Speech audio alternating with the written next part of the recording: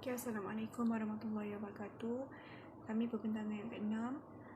Tajuk pembentangan kami adalah bidang kuasa jenayah di Mahkamah Syariah, analisis peruntukan, perundangan dan penguatkuasaannya. Topik 7.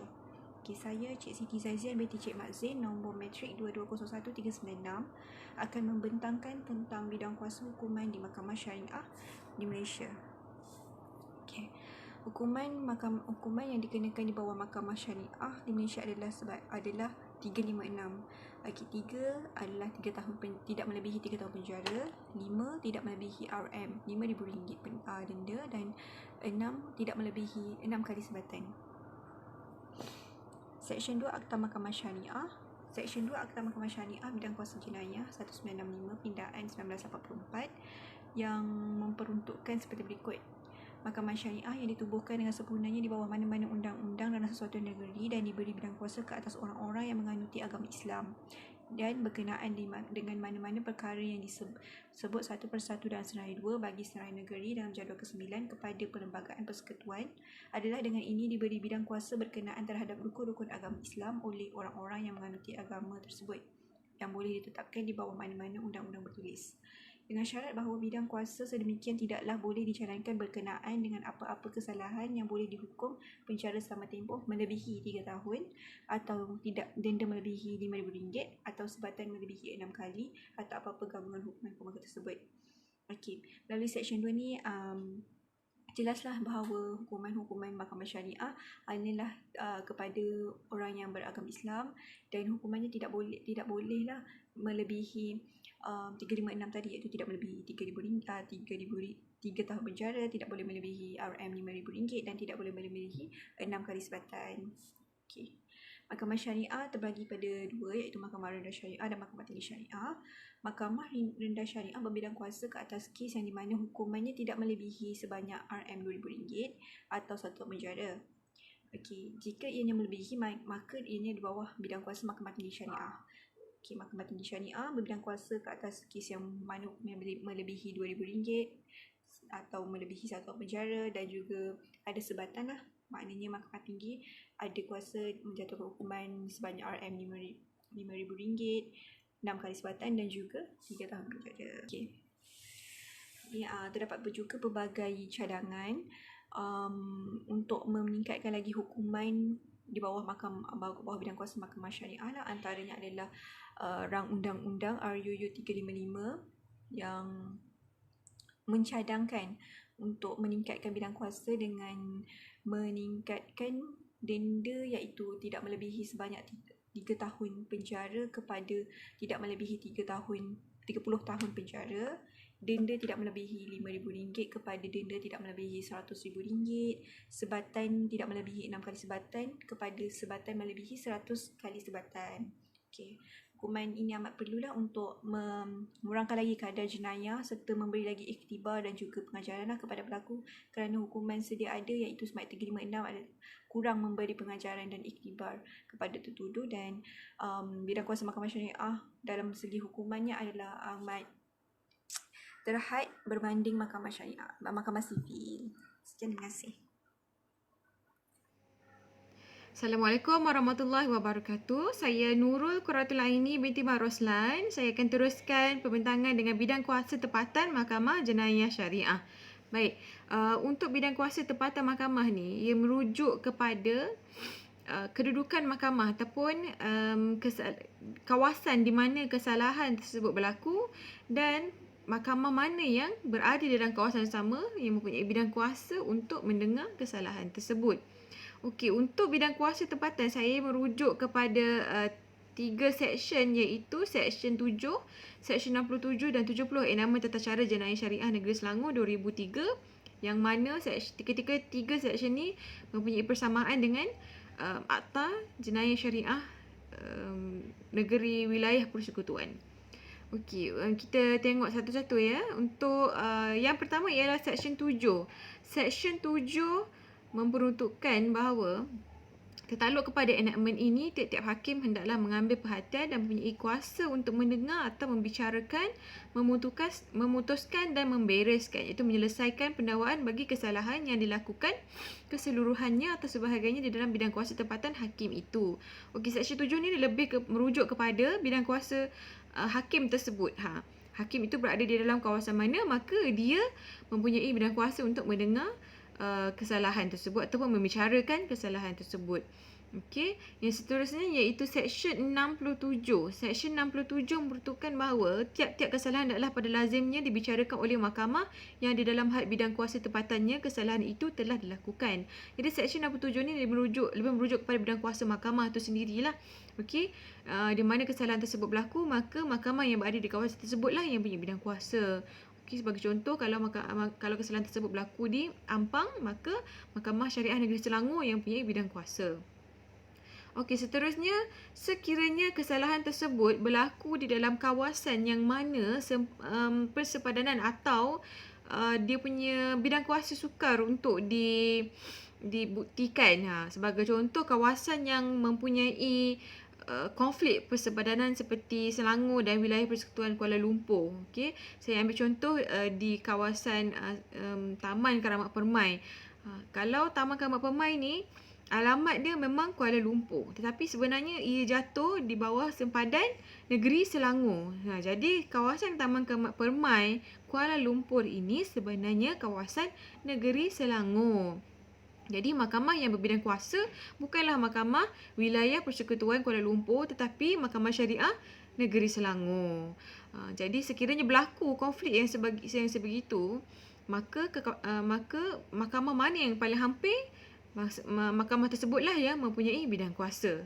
Sebagai contoh tadi, Taman Keramat Permai tersebut, mahkamah yang paling hampir ialah Mahkamah Rendah Syariah Gombak Timur. Jadi mahkamah tersebut berada di bawah negeri Selangor, maka negeri Selangorlah yang mempunyai bidang kuasa untuk mendengar kesalahan tersebut. Okey, kita seterusnya di dalam kes Muhammad Asri bin Zainal Abidin lawan Ketua Pendakwa Syari'i Selangor, yang ini adalah rayuan Mahkamah Rayuan Syariah. Okey, kes ini dia recap semua seksyen yang saya rujuk sebentar tadi, iaitu sekiranya hendak menentukan bidang kuasa mahkamah, maka mestilah kita tengok kepada kesalahan tersebut berlaku di mana. Sekiranya kawasan tersebut berlaku di Selangor, maka di Ampang, maka Mahkamah Syariah Negeri Selangor yang punya bidang kuasa. Dan perkara ini penting dalam kes ini juga. Penentuan bidang kuasa ini adalah penting, bukan sahaja semata-mata nak tentukan mahkamah mana yang berbidang kuasa, tetapi ia juga adalah merupakan hak tertuduh. Hak tertuduh untuk dibicarakan di mana kesalahan yang dia lakukan, di kawasan di mana kesalahan dia lakukan.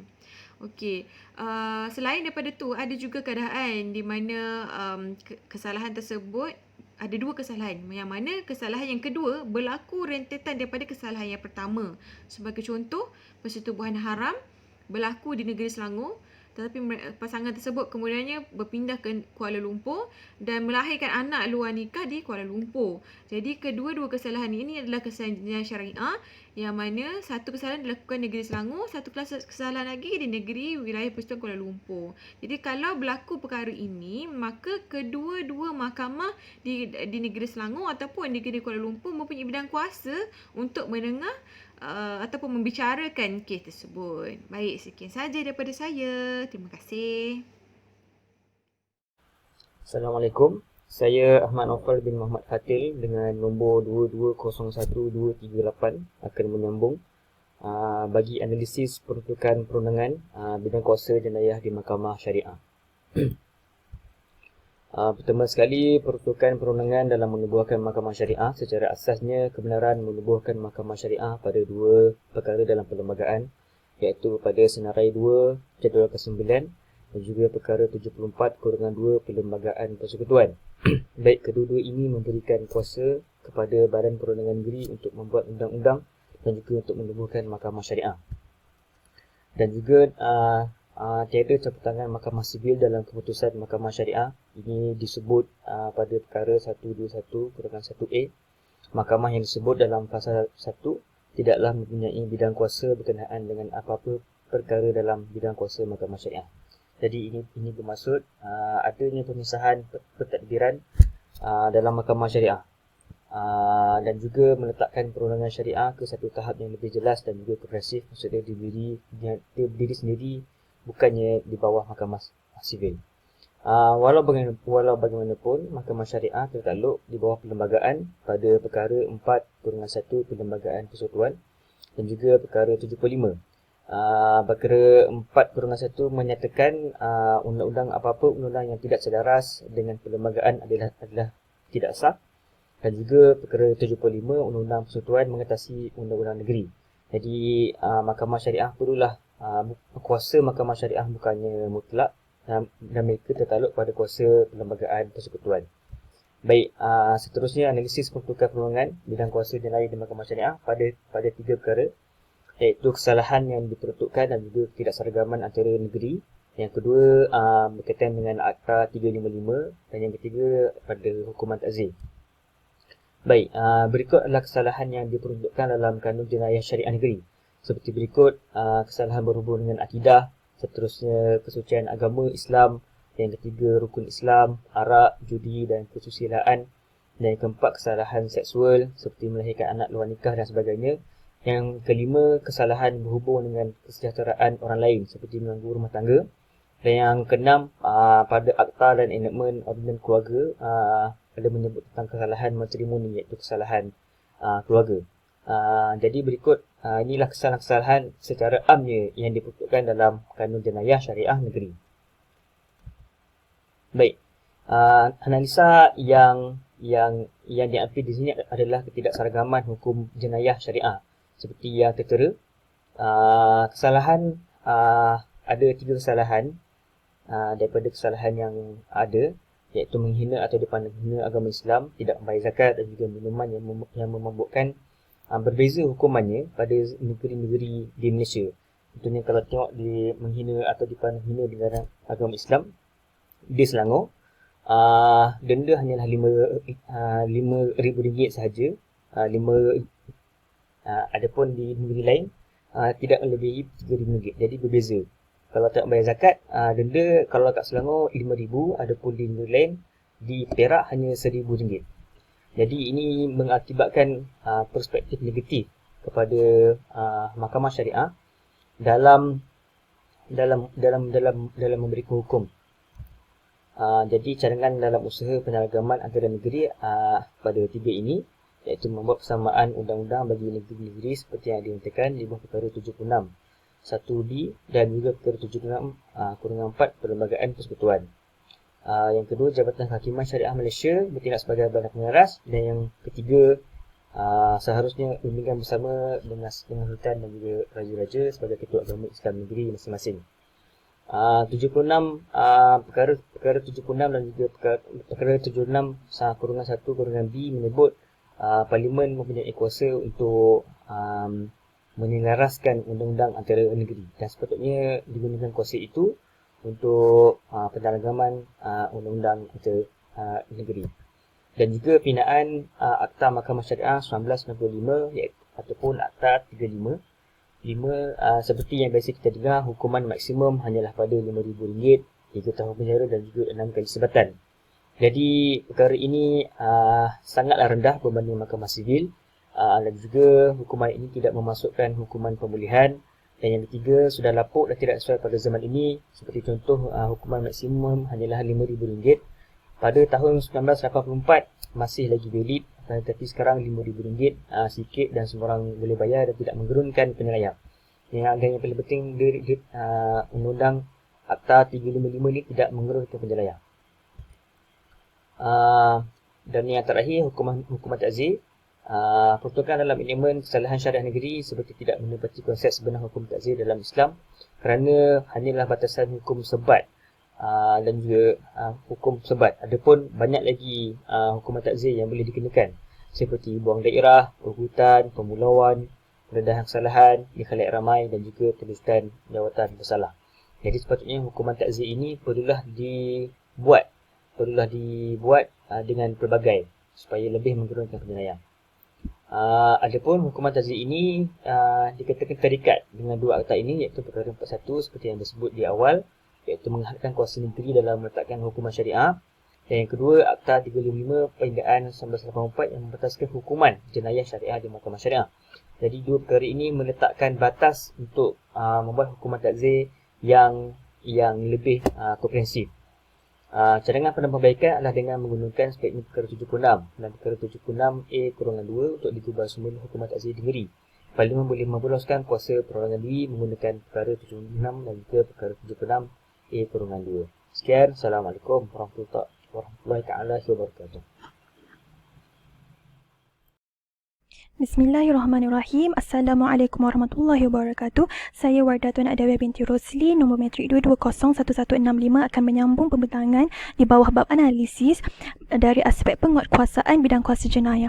Okey, berkenaan dengan penguatkuasaan bidang kuasa jenayah, mestilah kita akan merujuk kepada pihak yang paling utama sekali, iaitu Pegawai Penguatkuasa Agama, PPA, ataupun kita boleh panggil sebagai polis syariah. Kalau sivil ada polis dia sendiri, syariah pula ada PPA. Okey, bagaimana dia dilantik? Okey, pertama, kuasa untuk melantik adalah Sultan, yang mana mereka Sultan akan melantik Majlis Agama Islam Negeri-Negeri, kemudian Majlis Agama Islam Negeri-Negeri akan melantik Jabatan Agama Islam Negeri-Negeri, dan kemudian Jabatan Agama Islam Negeri-Negeri akan melantik KPPA dan PPA bagi negeri mereka lah. Okey, secara ringkasnya, kuasa KPPA bermula apabila mereka mendapat aduan daripada orang awam, kemudian selepas mendapat aduan, PPA akan melakukan siasatan, risikan dan intipan, kemudian melakukan serbuan dan tangkapan. Selepas itu mereka akan melakukan kertas penyiasatan ataupun laporan penyiasatan.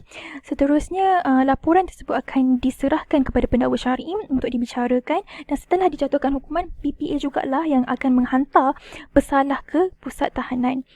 Okey, ini adalah statut-statut yang telah menggariskan kuasa-kuasa PPA. Sebagai contoh kat sini, Akta Percetakan Teks Al-Quran 1986. Dalam akta ini disebut bahawa PPA boleh membantu KPDN HEP dan juga KPDN KK untuk memantau dan memeriksa teks-teks Al-Quran ataupun terbitan berunsur Islamik. Dan dalam Akta Perihal Dagangan pula memperuntukkan bahawa PPA boleh memeriksa dan memantau logo halal dan juga makanan halal. Seterusnya, prosedur penguatkuasaan. Apa yang boleh dianalisis adalah sebelum ini, prosedur penguatkuasaan masih lagi tidak teratur dan tiada garis panduan yang tetap dan proper, dan tapi kini telah diperkenalkan arahan tetap Pengarah Jabatan Agama Islam, yang mana arahan tetap ini dia telah banyak membantu untuk menyeragamkan, menyelaraskan standard piawaian bagi semua negeri, yang mana dalam arahan tetap ini dia telah menyediakan tata cara yang sepatutnya untuk melakukan penyiasatan, untuk menerima aduan. Sebagai contoh, saya boleh bagi kesalahan perbuatan tidak sopan di khalayak ramai. Di kat situ dia memberikan kaedah-kaedah, iaitu tindakan yang boleh diambil oleh PPA, iaitu yang pertama adalah menasihatkan pesalah untuk beredar, yang kedua untuk menghadiri kursus, dan yang ketiga pula melakukan tindakan mahkamah. Okey, seterusnya isu dan cabaran penguatkuasaan. Okey, yang pertama, kekaburan undang-undang PPA. Yang ini jelas sekali kita boleh tengok dalam isu liwat. Okey, kalau dalam jenayah sivil ada liwat, dalam jenayah syariah pun ada liwat. Jadinya kat situ mengaburkan PPA dan dia boleh mengganggulah tugas PPA. Yang kedua, prosedur tidak sesuai. Sebabnya kita tahu yang tahanan reman dalam 24 jam sahaja, dan selepas itu dia boleh dibebaskan kalau ada jaminan dan sebagainya lah kan. Dan 24 jam tu tidak mencukupi. Yang ketiga, ketidakpatuhan prosedur. Contohnya langkah-langkah menangani suspek. Kadang-kadang langkah-langkah menangani suspek ni contohnya kita orang kata polis syariah ni ada yang PPA ni ada yang bernasihat celupa lah, ada yang mengendap. Sebab apa ini terjadi? Sebab tidak ada prosedur, tidak mematuhi prosedur, ataupun tidak ada standard yang boleh dirujuk lah. Okey, yang keempat, kredibiliti dan sumber manusia. Yang ini juga khusus kepada PPA juga. Sebab apa? PPA ni bukannya semuanya berlatar belakangkan syariah dan undang-undang. Okey, dan mereka ni kadang-kadang tidak ada pengetahuan berkenaan dengan enakmen kesalahan, enakmen keterangan dan juga enakmen tata cara. Dan yang kelima, persepsi masyarakat yang tidak menyelebai PPA. Okey, ada yang mengatakan mereka ini pengendap, ada yang mengatakan mereka ini mengintip dan mencari kesalahan sahaja. Itulah persepsi masyarakat Okey, cadangan yang pertama adalah menyemak semula undang-undang, dan kedua prosedur perlulah diperkenalkan yang sesuai. Yang ketiga, peraturan ketat. Yang keempat, pemantapan sumber manusia, iaitu dengan memantapkan lagi ilmu pengetahuan berkenaan dengan enakmen secara holistik lah. Dan yang kelima, memberi penerangan kepada masyarakat tentang tugas PPA supaya masyarakat dapat membantu melaksanakan undang-undang tanpa memburukkan keadaan. Itu sahaja. Sekian, terima kasih.